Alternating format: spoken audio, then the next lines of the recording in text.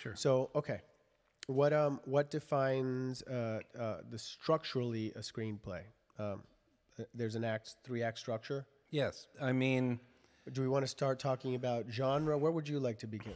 well, you brought up structure, and structure is fine, although I kind of beat a dead horse last time talking about how everything starts with concept and everything is a function of concept. So that exists. And, you know, that is really where it all starts. I mean, if you kind of think about it all as a pyramid, you know, you start with concept. Okay. And then from there, you transition into your structure. And then from there, you transition into more like character development. And then you finally ultimately get to the scene work. But that's at the bottom at the end. So structure is, I mean, we did talk a lot about concepts. So, and I'm sure we're going to talk about it a lot tonight too. But we can skip right to structure if you want. That's fine. Well, I think for this to be a standalone, which we'll index so that when viewers come to see it archived, they won't have to sit through the whole video. They can just go to the indexed version and extract the part that's useful to them at that point. Let's start briefly with concept, understanding that there is a much more specific definition in the previous interview. Let's just lay that out so that it exists here as well. Okay. And by the way, actually, before we start doing that, anyone who's here, if you want to ask us a question at any point, feel free. As Andreas said, we are doing this primarily so that we can create an archive of it that people can look at whenever they want. But you're free to interrupt us at any point. So, all right, so concept. You have content, which is just the words on the page, okay? And then you have concept, which is your approach to everything that winds up on the page. That's what concept is. Concept is, how am I going to approach every single moment of my script? You start, now that's kind of an overwhelming thought when you think about it that way. So we start breaking it up into smaller pieces that are more manageable. Last time we spoke about the 5 major components of every story, okay?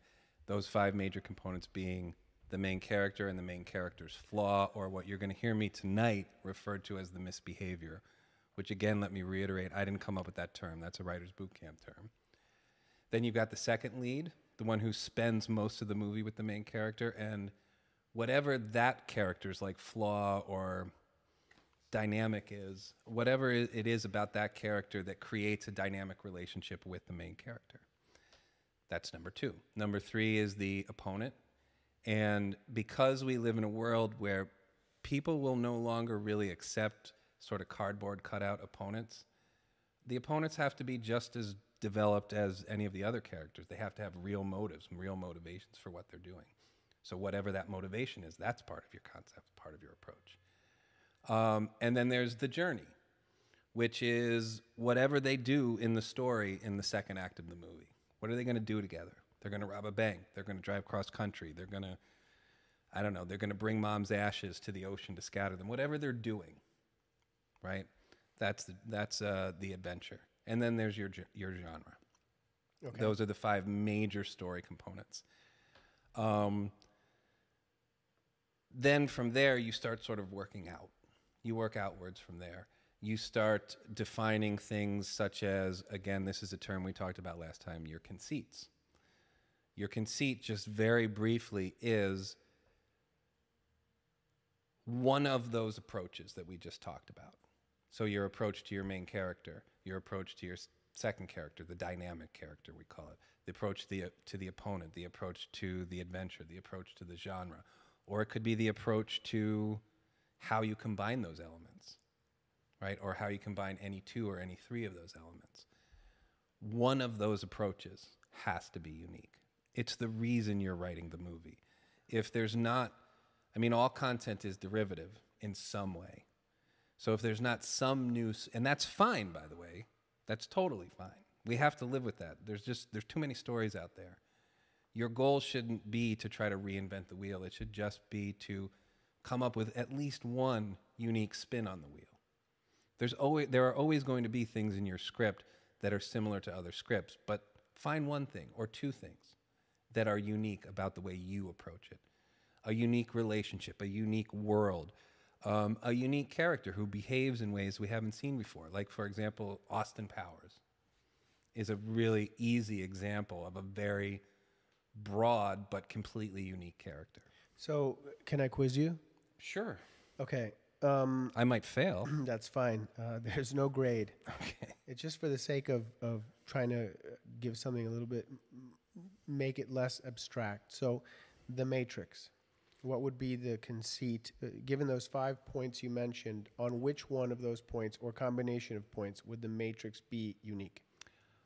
Okay, well, most of what makes The Matrix unique, excuse me, most of what makes The Matrix unique has to do with the world of The Matrix. So that's part of the story, that's part of the adventure.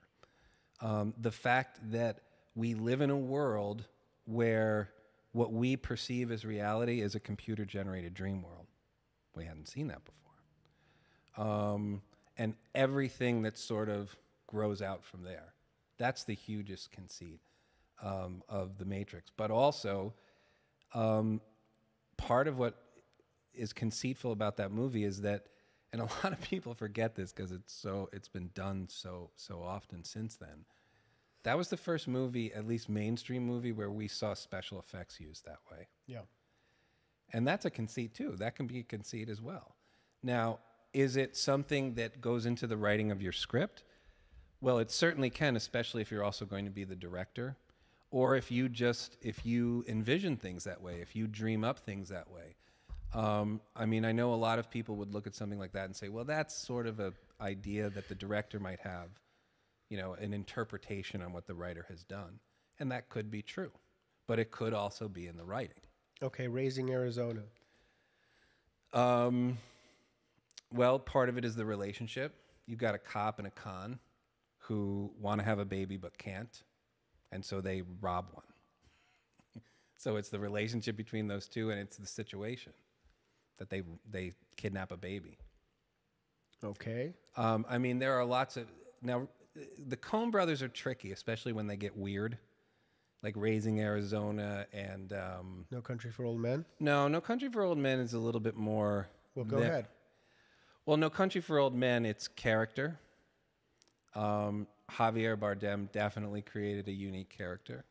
We hadn't seen someone behave quite that way before. And I would also say that it was a play on the morality themes. You know, we hadn't seen that. I mean, it's basically a morality tale. And I remember we saw it together. Mm-hmm. And we walked out of the movie, and I don't know if you remember the first thing you said to me, but you said the only person who lived was the guy who stuck to his guns, the guy who didn't give in. That's right. Was Javier Bardem.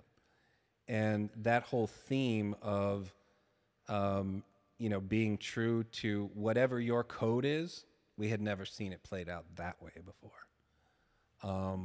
So that would be the biggest theme in a movie like that, I would say. Okay, we've covered some ground. Do you want to give an example without me asking? Something that comes to mind for you? No, those are fine. Those are good? Sure. You can always quiz me more later, and people can throw some in if they want. Okay. Oh, by the way, if anyone's on the East Coast, I hope you're safe and warm. I know it's snowing like heck out there right now. Yeah, agreed. I'm going out there on Sunday, so I'm hoping everything's okay too. Okay. All right. Great. So, all right. So I'm setting out to write a screenplay. I have my concept. I have. I think I've arrived at a conceit that I think is unique. Mm-hmm. At least it's motivating my writing. Right. What's next? How